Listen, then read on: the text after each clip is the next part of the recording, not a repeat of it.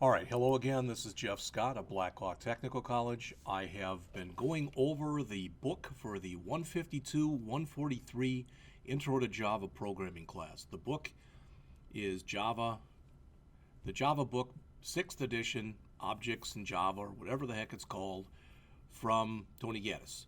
And I've gone through the first 11 chapters as far as the PowerPoints go, and now I've been going over the book and writing programs along the way also. So the chapter changes a little bit, or the book changes, our focus on Java changes a little bit in this chapter. It becomes much more object-oriented, and as you can see, the chapter is entitled A First Look at Classes. So we'll talk about objects and classes, and we'll write a class, a very simple class that is meant to show a rectangle. So it'll have length and width and area.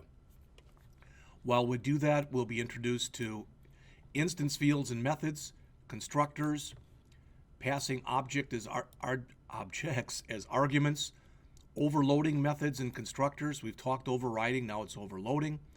Talk about the scope of instance fields, more on packages and import statements, and then we'll go through an actual little case study that's in here. What I think I'm going to do, and I haven't done it yet, is I'm going to get into the virtual desktop.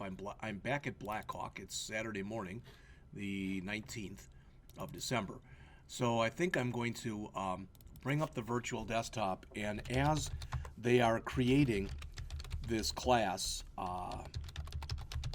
the rectangle class, I'll create it as well, just so you can see the different steps that are involved. So I'm getting into the virtual desktop, and I've already got, this is from where I was working on it last night. All right, so I should be able to close, clear the console. Okay, maybe not. Close this file. Clear the console. Knock that down.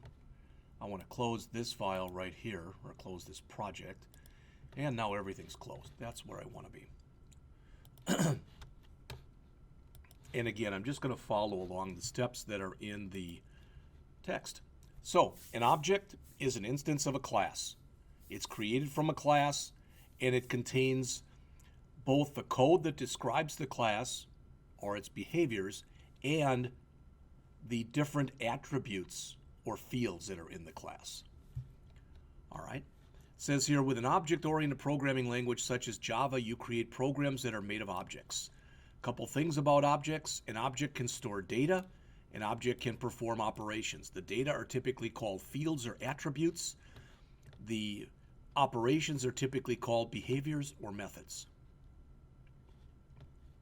We've already used a scanner object, a random object, and a print writer object in here. So we're just going to be creating our own objects now.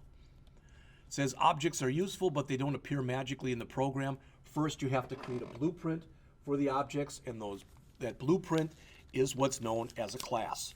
As it says there, the class is the code that describes a particular type of object, in much the same way that a blueprint for a house describes houses that are made from that blueprint.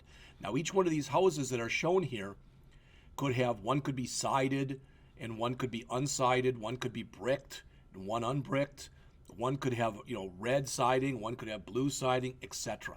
So they can all have their own individual values for their attributes, but they're all set up the same way.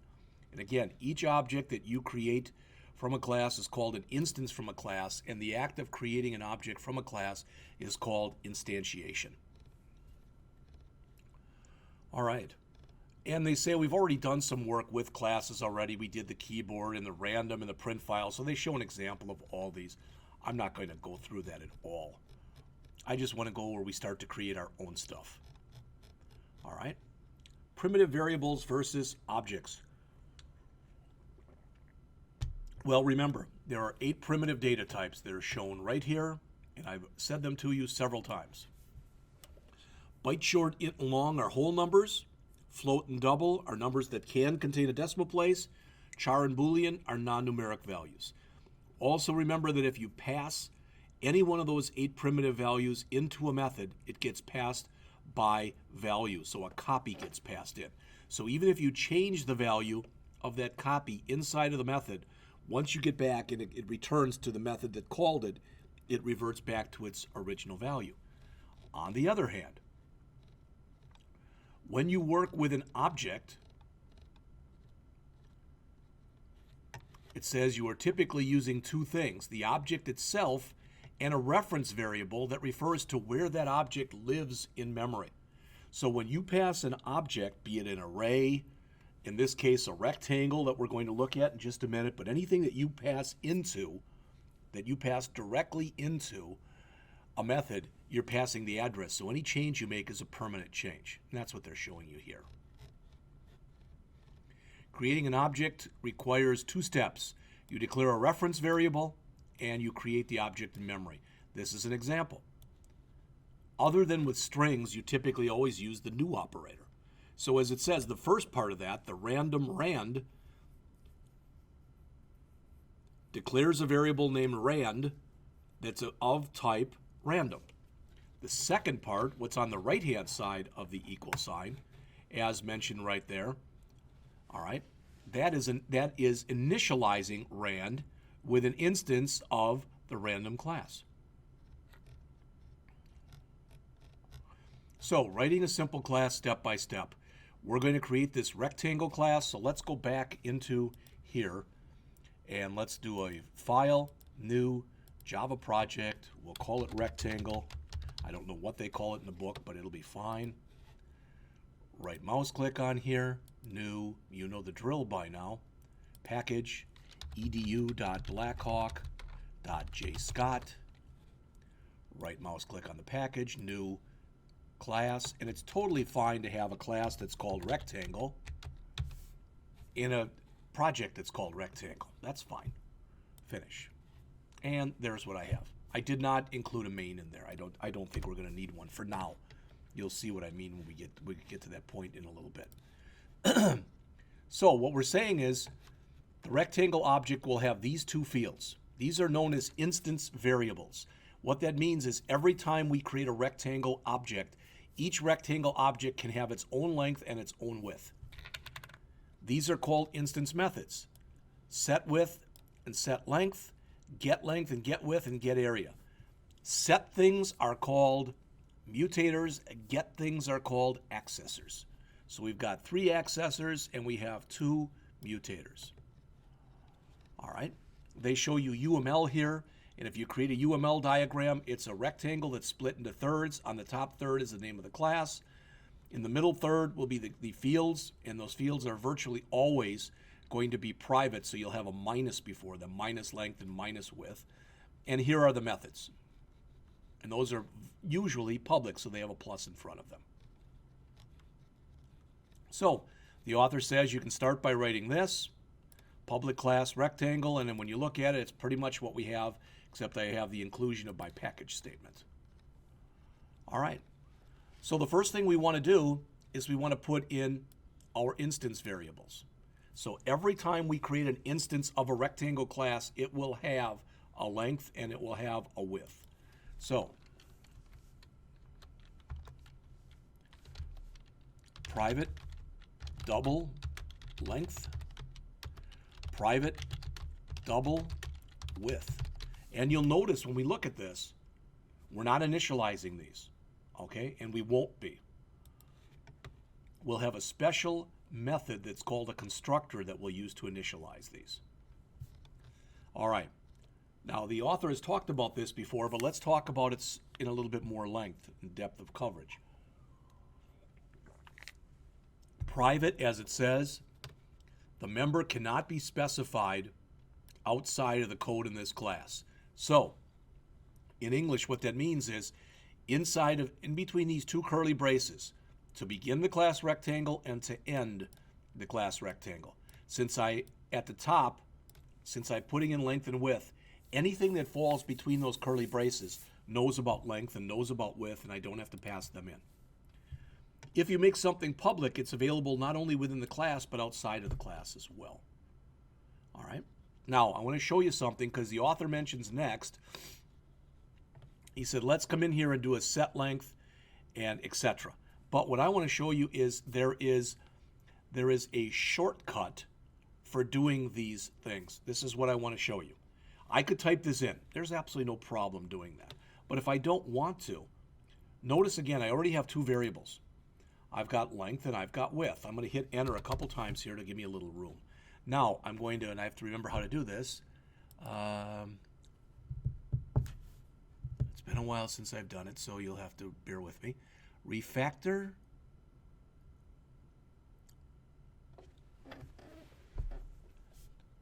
How about source? Source.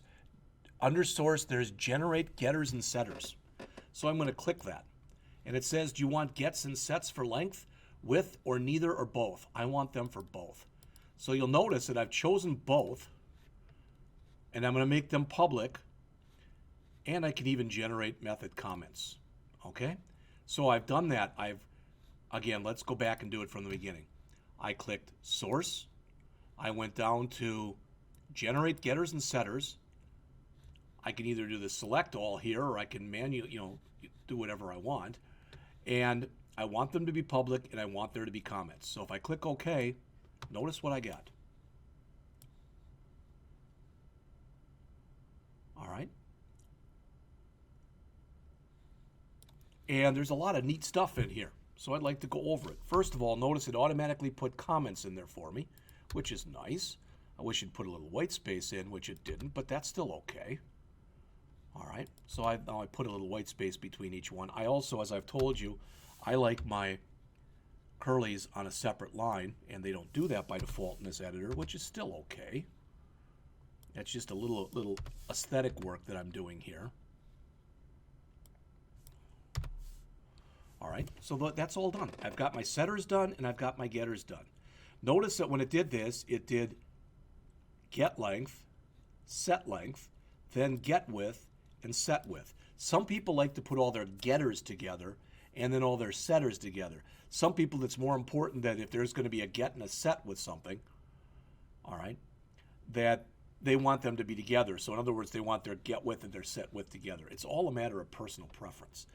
If you have a get, but you don't have a set, all right, so if you, like in other words, if I would keep this right here, but if I were to get rid of this, I'm not going to, but if I got rid of that, I'd have a get without a set. So it would be get only. In other words, it would be a read-only property. If I have a set and I don't have a get, which you don't see often, but you might, then it's a write-only property. But ours are read-write because we have both a get and a set. All right? Also, the thing you might notice, the word this is here. Well, remember the name of our variables are length and width. And notice that we're also calling that length. That length right there is not the same thing. That one right there in blue is not the same thing as that one right here. This is a local copy of something we passed in. We want to grab that local copy of what we're passing in, and we want to copy that into our length variable or into our width variable. But since they have the same name, we have to put the word this in front of it to let the system know this dot right here means this, and this dot right here means this. There's more on that in your book, so if I confused you, I'd suggest you look at the book or you look at the PowerPoints or whatever. All right. You want more? Again, they explain this in more depth, but I already have. They don't use the same name, and they do talk a little bit about the this in here in just a second. So now they say, if we want to run this, well, we've got to go and we've got to create our own class. We have to create another class, okay? And that class is going to be a demo. So what does that mean? That means I want to come in here, I want to save this, but right now it can't run because there's no main. All right, so I want to come in, and in here, right mouse click, click new, and we want another class. Well, we already have a rectangle. So notice if I typed in rectangle, I'd get an error. This already exists. So I'm going to call this rectangle demo. This will have a main, and I'm going to click finish. And there we go. So now we're going to run our class, and what this class is going to do is it's going to allow us to test what we've been creating. All right, so says this program demonstrates the rectangle classes method. Now we can put that in. In fact, I'm just going to grab this.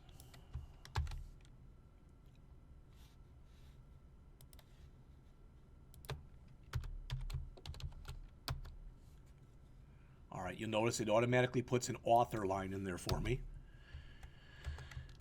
And now this program demonstrates the rectangle classes and whatever the heck else was in there. Set length method. Again, they call theirs length demo because they call their class length. It doesn't matter. It really and truly doesn't matter. All right, so we've got that. Now in here, it looked like we wanted to put in what? This. This is going to look a little funky for a minute, but I'll fix it in just a second.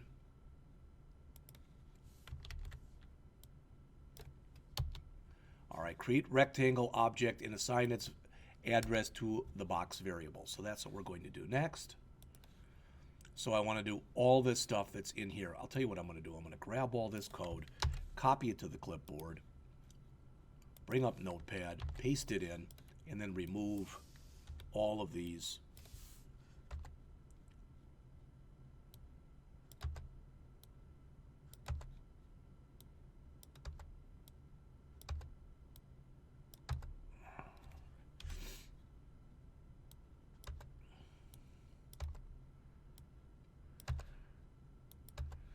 All right, so I'm going to grab everything that's in here, copy it to the clipboard now, go back into my program, and paste it in. All right? That's the exact same stuff that you just saw in the book. No difference. Okay? So, if this works and we run the program now, this is what we should get. Sending the value 10.0 to the length method, done. All right, so let's see if indeed that's what we get. We'll save everything, do a run. Sending the value 10.0 to the length method. So that looks like it worked just fine.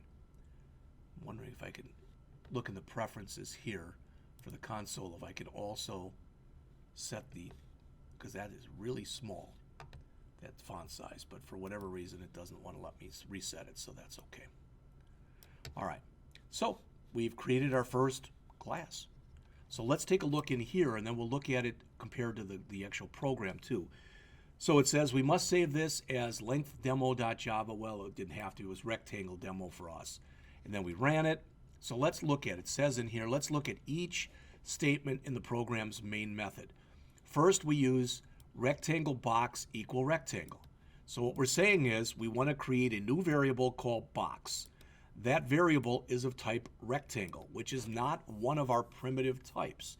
It is an object type, so we must say that it equals new, meaning we're going to have an object, and the type of object it's going to have is type rectangle.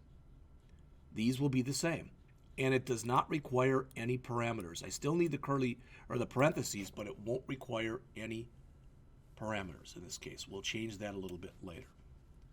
So right now, there's nothing in it. Okay? Because we haven't put any values in it yet. Notice the author says, had we done this, and we just said rectangle box equal new rectangle, and we did not put in the paren, we get an error message. Let's check and see if that indeed is true. All right, so rectangle box equal new rectangle. I'm going to remove these. And I get an error. And it says, for the error, insert parentheses to complete the expression. So it is an incomplete expression right now. And if I choose that, well, I thought it would take that, but it isn't. So I'll just manually put in the paren again, and it's there. So that's everything up till this point. Then we get a message back that says, sending the value 10.0 to the set length method. That's the line that you see in our console right down here. Now we created a new object called box. All right, that new object called box is one of these things. And remember what we have in here. We've got a length, a width, a get length, a set length, a get width, and a set width. So now what we're saying is in here we want to call set length to 10.0. and then we just print out that we're done. We could have also done a get length and a set width and a get width. This is all the author has shown so far. So right now, this is what this looks like. It's got a length of 10 and no width. All right. So the author says, this is pretty much what we have right now. Again, we've got, since we generated it ourselves, we've got the this and we've got the actual names in there. So we've got width there and there. We've got length there and there. But other than that, it's the exact same. All right. So the author says, now what about the get length and get width methods? Well, let's take a look at each one of these methods because we really haven't. When you have setters, you pass a value in. That value that you pass in is going to be used to set one of your instance variables. All right. 99 times out of 100, a set will have a void return type and it will be public. So you're passing a value in for length. You're using that value that you passed in to set the length of our instance variable. And there's a similar one for setting the width. It looks almost the same. Public void set width double width. Public void set length double length. This dot length equal length. This dot width equal width. All right. Let's contrast those with our getters. A get returns something, but 9 times out of 10, a get, really 99 times out of 100, has nothing passed into it, but it returns something. And what it returns must be the same type. All right, so the return type must be the same type as the variable that you're returning. So this allows the program to ask the user, what's the current length? And it returns it. What's the current width? And it returns it. Okay? And they explain that probably better than I just did in here. Again, I don't like to sit there and read from a book.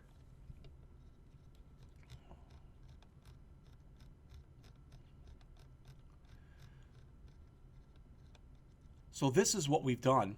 And now we're told, after we've set the length, let's go in and set the width. So now we'll have a length and we'll have a width. And after we have them both, we're going to call the getLength method. So this should say the box's length is 10, the box's width is 20. So I'm going to grab that code that you see right there. And as I did before, I'm going to come in and copy that into here.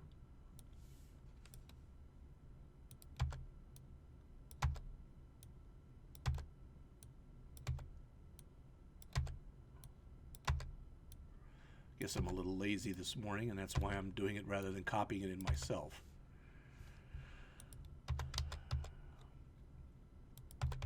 All right, so let me grab all of that code, copy it to the clipboard, go back into my project, and paste it in here.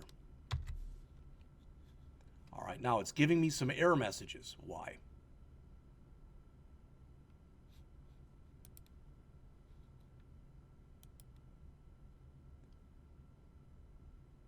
Says at expected after this token. Don't know why.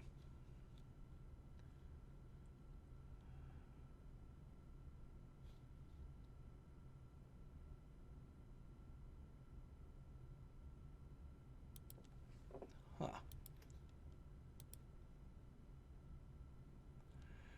Let's try to see if we key it in ourselves how it works.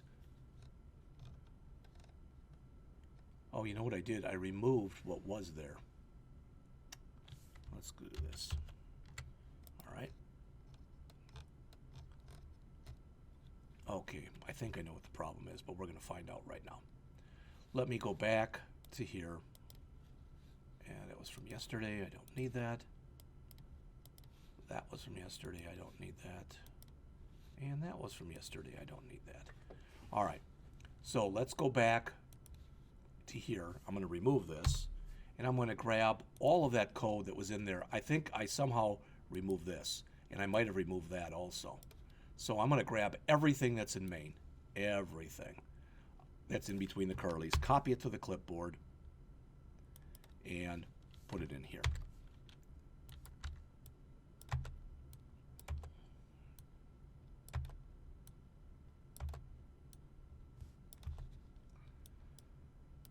It probably would have been faster to just have keyed this information in, but I didn't.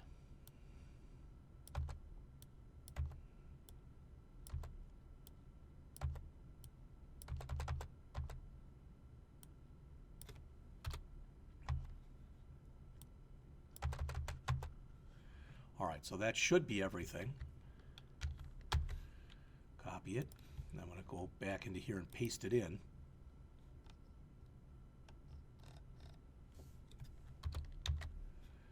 And I still have errors. Doggone it. Rectangle box equal new rectangle. That's good. So let's see if I bring this in. Box dot set rectangle box equal new rectangle. Doggone it. I've done this several times before and never had a problem with it.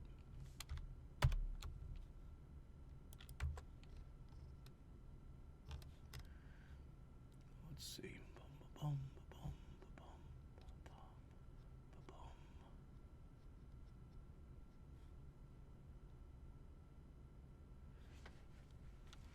Something is goofed up on here, and it's all on me. I should have just manually keyed all this stuff in, so that's what I am going to do. All right, so let's just get rid of everything that's in here and start typing.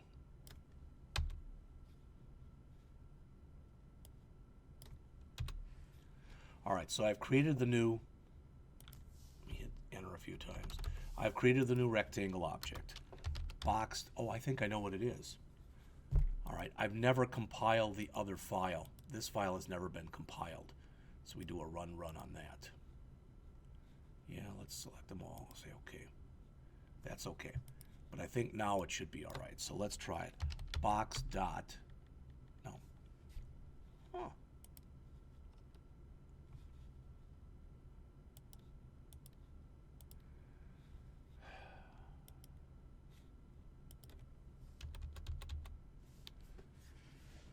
This, oh, brother Jeff. Okay, here's the error. Putting in the right code, but putting it in the wrong file. All right. This is all okay now. This should be fine after I save it. There. The code I wanted to put in was into this file, box.setLength. So I put the right code in, but I put it in the wrong file. So, sorry about that. Let's grab all that code again. So this was the entire code that went inside of main. Copy it to the clipboard. Come into main here and drop in all of the code right there. Notice no errors. So create the rectangle, set its length, set its width, print out the box's length is, and it should say 10. Print out the box's width is, and it should say 20. Save, run, run. So I had everything right, I just had it in the wrong darn file. There it is. The length is 10, the width is 20. Sorry about that. I just wasted 10 minutes of my time and yours doing that. I apologize. All right, now this is the state of our box. It now has a length of 10 and it now has a width of 20. And notice that when we printed out its length and width, we call the getLength method and the getWidth method in order to do that. That's typically how you do this. Let's write another method that's called getArea, and that's it right here. Pretty simple. This is actually breaking a couple rules, just so you know that, and we'll talk about what I mean by that in just a second. All right, so that's another method that's called getArea. So we're going to grab that. We're going to come back into our file here, and we're still in main. No, I'm sorry, we're not. We're still in main. So outside of main, in fact, we don't want to put it in here. I don't want to make the same error as before. In rectangle here, I want to create another method that's called getArea, and there that is. So inside of my rectangle class now, I have two instance variables, length and width, which are both type double. We have a getLength, which is our length accessor, a setLength, which is our length mutator, a getWidth, which is our width accessor, a set width, which is our width mutator, and we just added a get area. Now, most of the time when you do a getter like this, you don't put any actual executable lines of code in, but here we have. We're returning length times width. And the reason we're doing that is we don't want what's referred to as stale data. And if you don't know what that means, you're going to learn about it in just a second.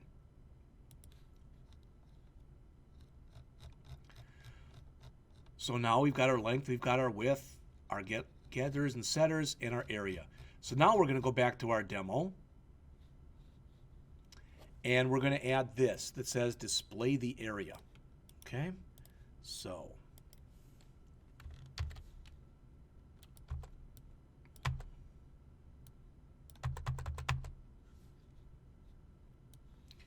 if we did it right,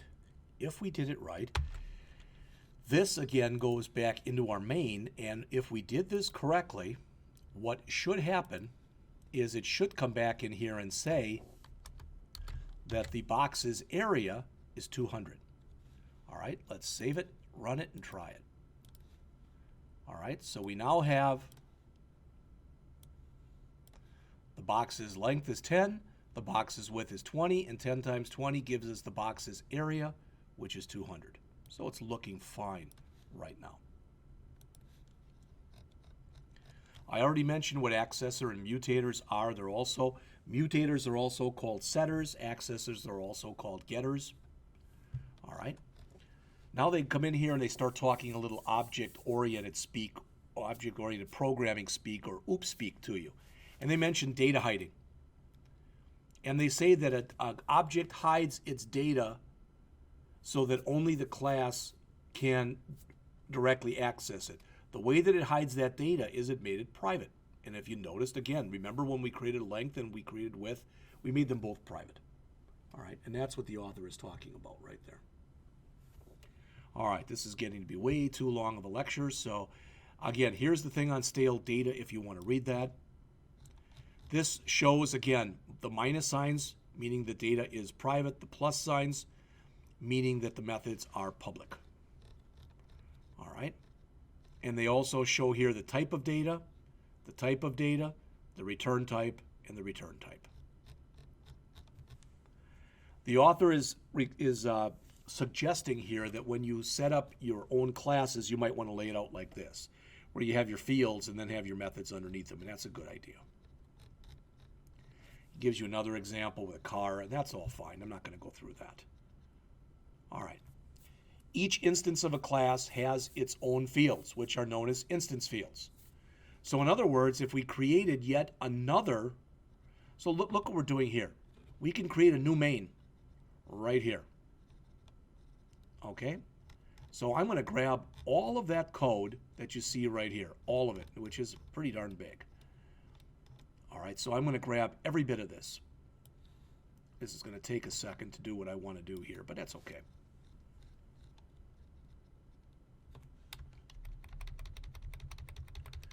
So you'll have to bear with me for a couple minutes while I get this all looking the way I want it to look.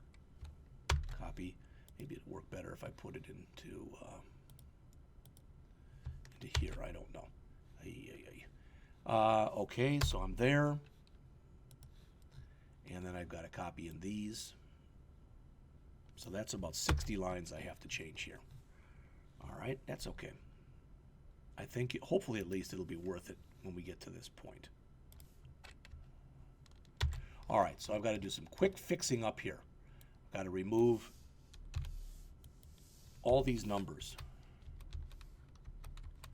So let's tab.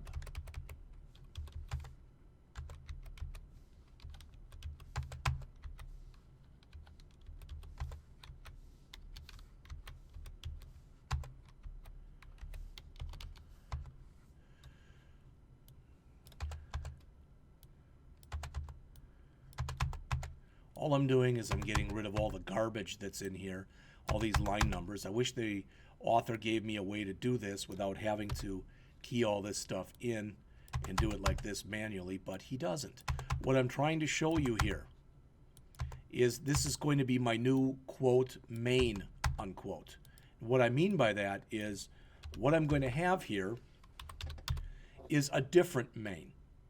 So instead of having the one where I just created the height and width, now I'm going to come in here and I'm going to have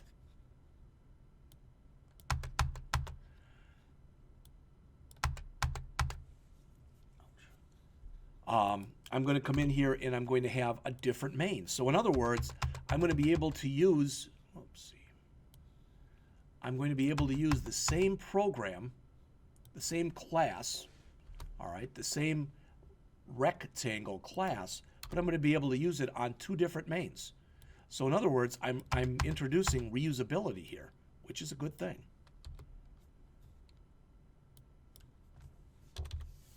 All right, I'm half done, so don't really feel like talking about this anymore. I just feel like doing it.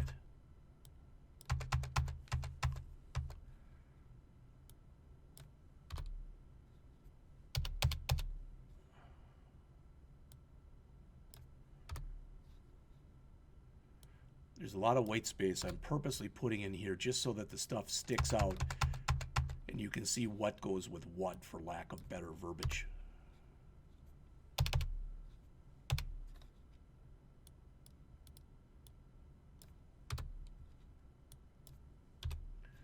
I'm getting there.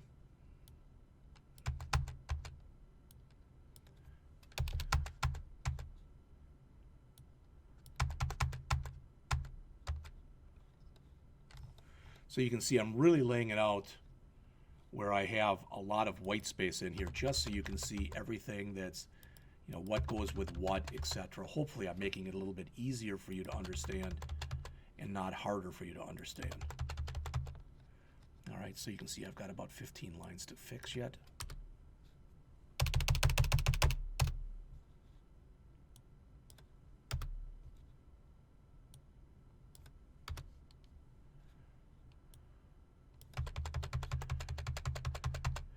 This will all hopefully make a lot more sense in just a couple minutes, because I'm going to go in and create a new class.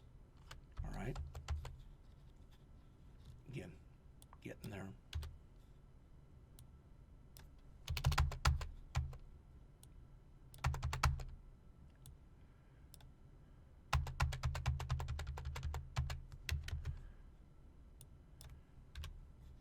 So if you bear with me for about 30 more seconds, hopefully by that time I'll be where I've got it done.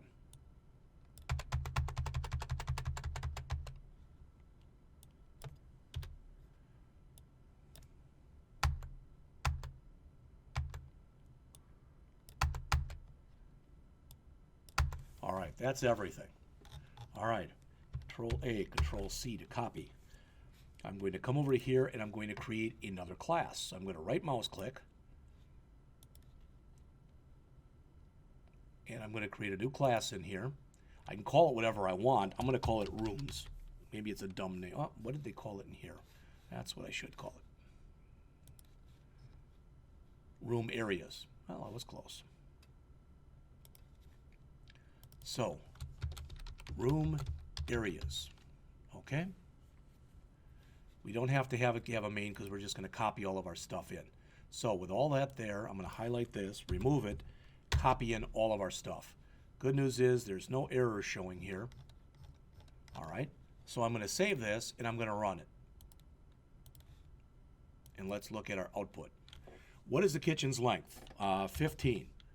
What is, let me go back in there. Oops. What is the kitchen's length? 15. What is its width? 20. What is the bedroom's length? 12. What is the bedroom's width? 12. What is the den's length? 20. What's the den's width? 25. The total area of the rooms is 944 feet or whatever it happened to be, because we're just using the option pane. The point is now I've got two different mains. I've got my rectangle demo and my room areas, and they're both using the rectangle class in order to be able to do their thing. So you're showing the versatility of a class by having it writing something more generic that's able to be used. So if I was going to design, let's say, 10 different houses, I could use this for each one of the houses. I need a different main for each one, but ideally what I'm doing is at least making some sense to you. And there's an example I gave in the book, but you saw what I just did. All right, so you started out and you had nothing in here, and then we filled in the values. Okay, I didn't use the same ones they did, but you get the idea. All right, let's talk about a constructor. A constructor is something, it's a special method that's automatically called when you create a new object. What does that mean? In English, that means that in here, when we had this line, that called a brand new, it actually called something in our rectangle.java file that looked like this.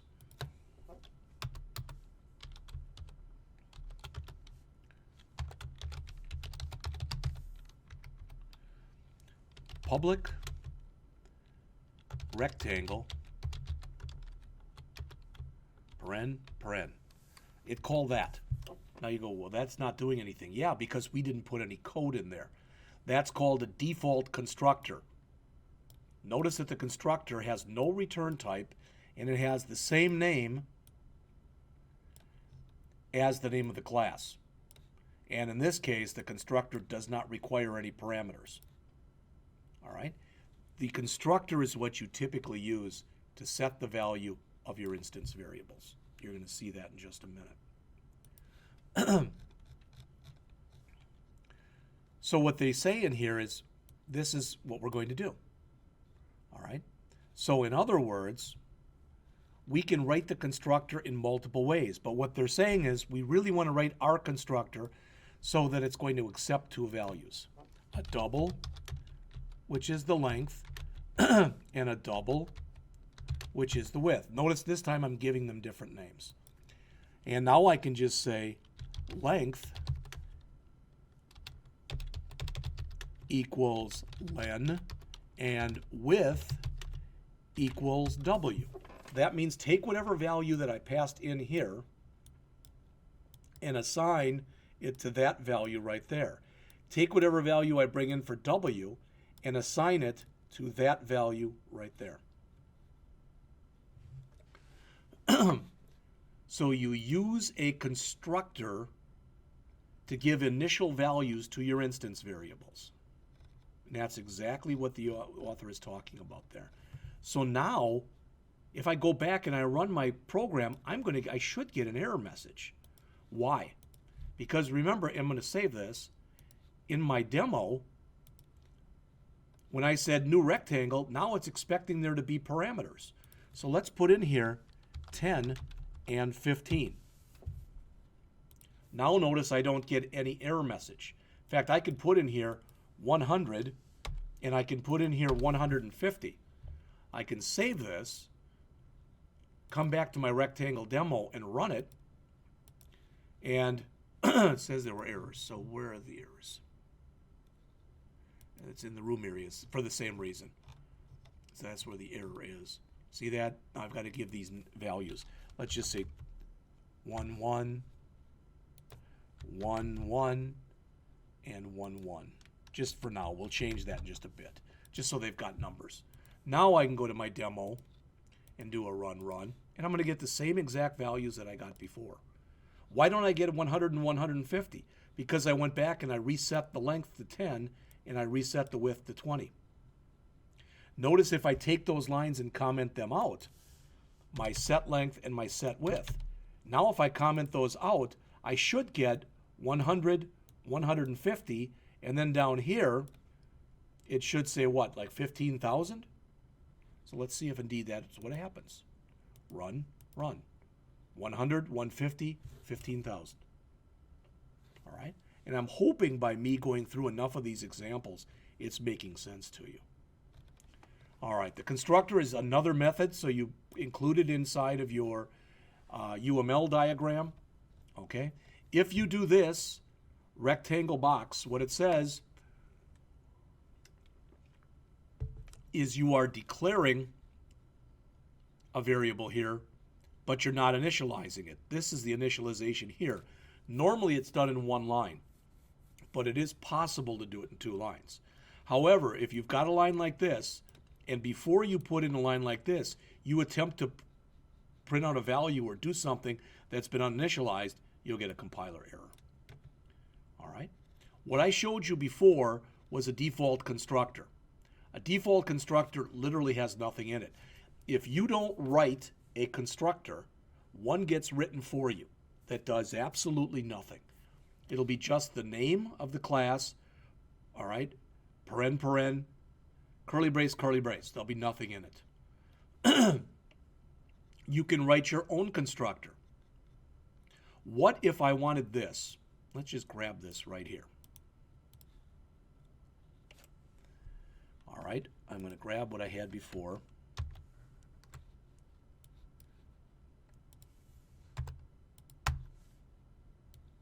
I'm going to grab all of that, copy it to the clipboard, go back to my program, and now where I've got my rectangle class, I'm going to add some code. All right, so this said constructor.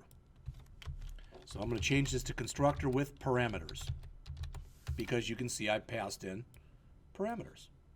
So now I'm going to put in another constructor. I'm going to say here constructor with no parameters. And I'm going to paste that in. So this says if I create a rectangle and I don't put any parameters in, the length is 1 and the width is 1. This says if I create a constructor, if I create a rectangle and I add my own length and width, they're going to be set. So if I go back here to my room areas, and let's take all these.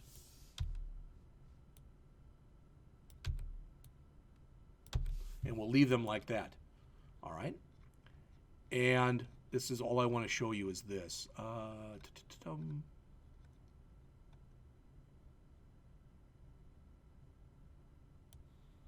going to grab all of this code and just copy it up here, up to the very, very top.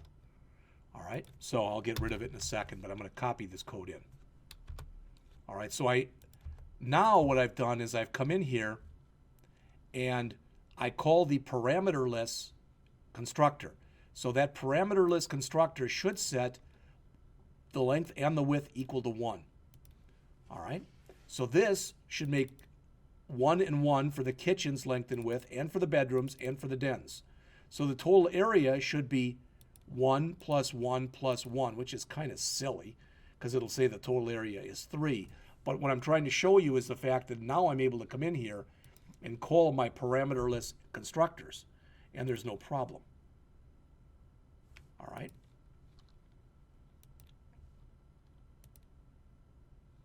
The total area of the rooms is 3.0. That's exactly. Then it's going to come in and still, all right, do all the other stuff. All I wanted to show you is it's totally legit, all right, and that's exactly what we did here, so I don't need this stuff.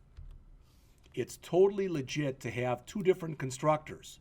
One that requires no parameters, it's called a no-arg constructor, and one that has parameters. In fact, I can have several. I could have another constructor where I passed in just a length and not a width. Then another one where I passed in a width and etc. I can do that virtually. You know, I can have an almost unlimited number of different constructors. All right.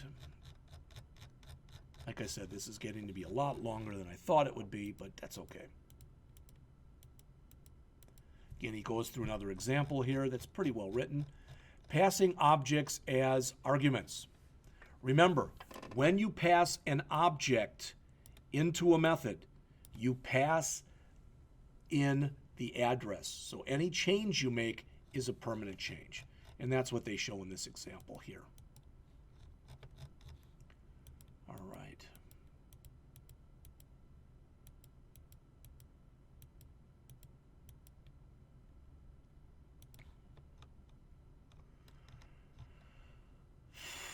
And he talks about overloading, which is I've already gone over with you.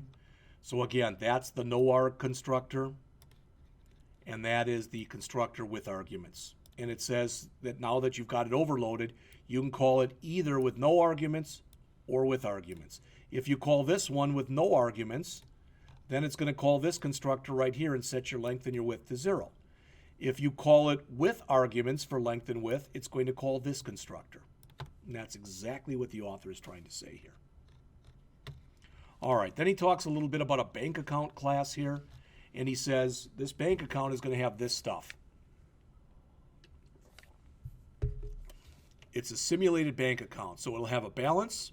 That's the instance variable. Here is our first constructor. That's our parameter list, or no-arg constructor, so it'll just set balance equal to 0. Then we've got another constructor where you pass in a double. Then we've got another constructor where you pass it in as a string and you convert it to a double. Then we've got a deposit method, which allows you to add stuff to your balance, where you can either pass in a double or we've overloaded it so you can pass in a string as well. Same thing with withdraw. You can either pass in a double or you can pass in a string. And then we also have our set balance where we pass in a double, our set balance where we pass in a string, one get balance. All right? And he explains all of this stuff in a lot of depth and breadth of coverage, and I'll let you read that on your own. Again, with all this stuff, if you're looking through it and anything that's in here doesn't make sense, please let me know and we can talk about it in class. So you might say, well, you went through that kind of fast. You have all the code. All right, just so you know. If I go out here to the P drive for 152, 143, spring 2016, source code. There's all the source code. We're in chapter 6.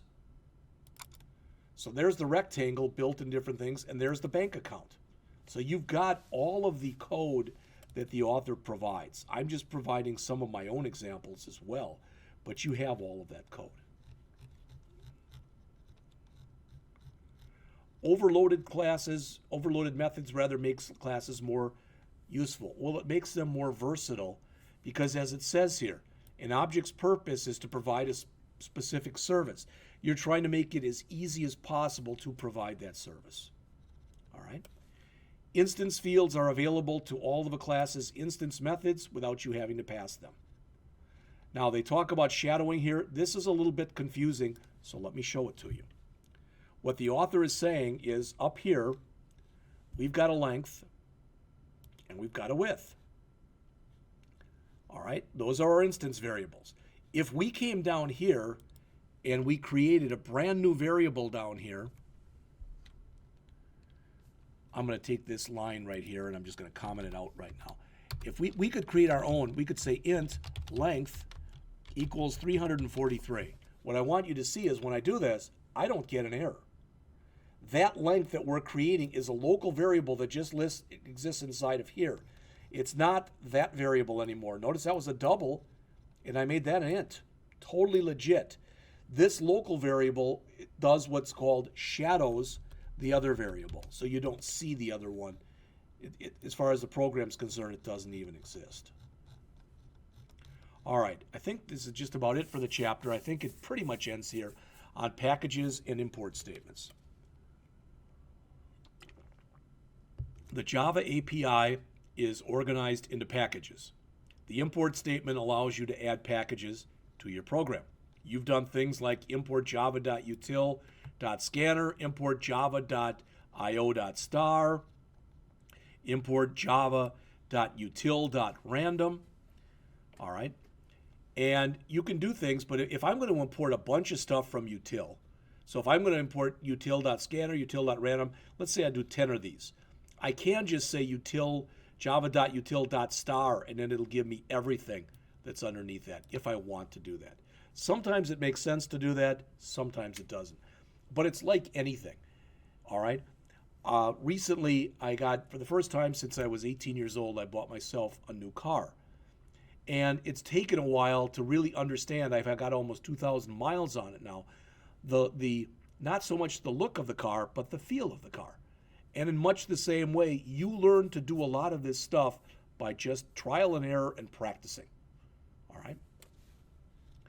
Java has a special package that's called java.lang that's automatically provided into every Java program. So you can use it. All right, and it allows you to understand what a string is, that's system dot something, etc.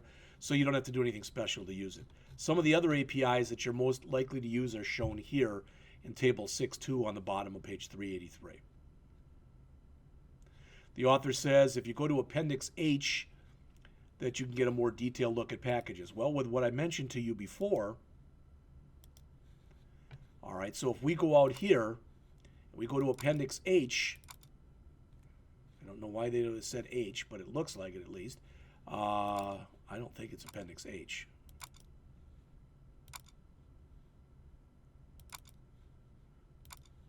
Maybe it is. Said if you want more on packages,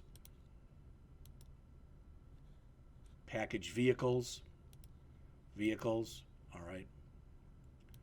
They don't have it for their demos, all right, or one of their demos. And what they're saying here is by saying vehicles, all right, now everything that's in vehicles is automatically available to you. And if you didn't, you'd have to say vehicles dot this.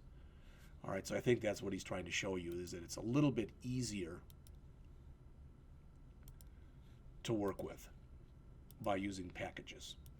Again, we're going to get into this in much, much, much more length and breadth of coverage. All right, the last thing in the chapter is on finding classes. So you're given a problem description.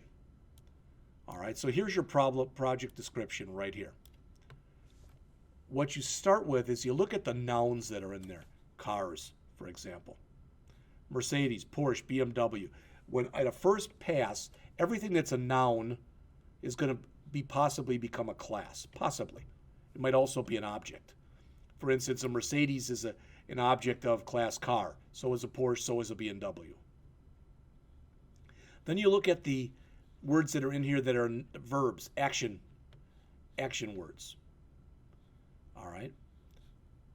And those typically are going to end up becoming your methods. Okay? And that's what he talks about in here. So identify all the nouns. So you identify these.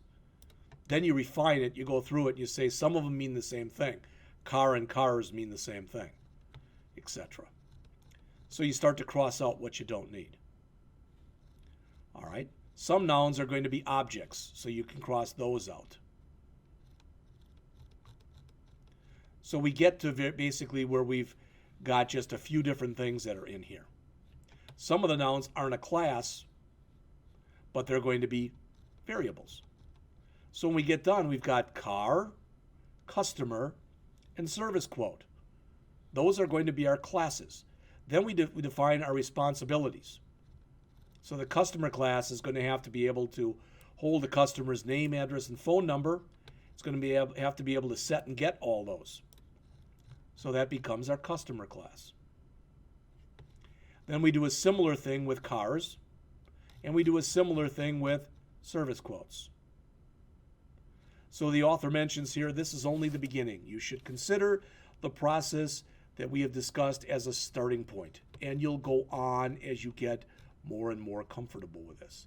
As always, please read the common errors to avoid that are on 390 and 391. We will do a couple programs. Again, we will do one from the end of Chapter 6 as a class, and then I will assign a different one. We might get to a point where we might do one program as a class, and I may assign two of them to you. All right? So I'm going to come back, and I'm going to show you some code for Chapter 6. I'm going to do a lot of rewrite. All right? And we're going to have both some code, and then when we get done, we're going to also have a driver for that code. All right, then we'll come back and we'll look at Chapter 7, which again will be on arrays. All right, so that's it for Chapter 6 from the book.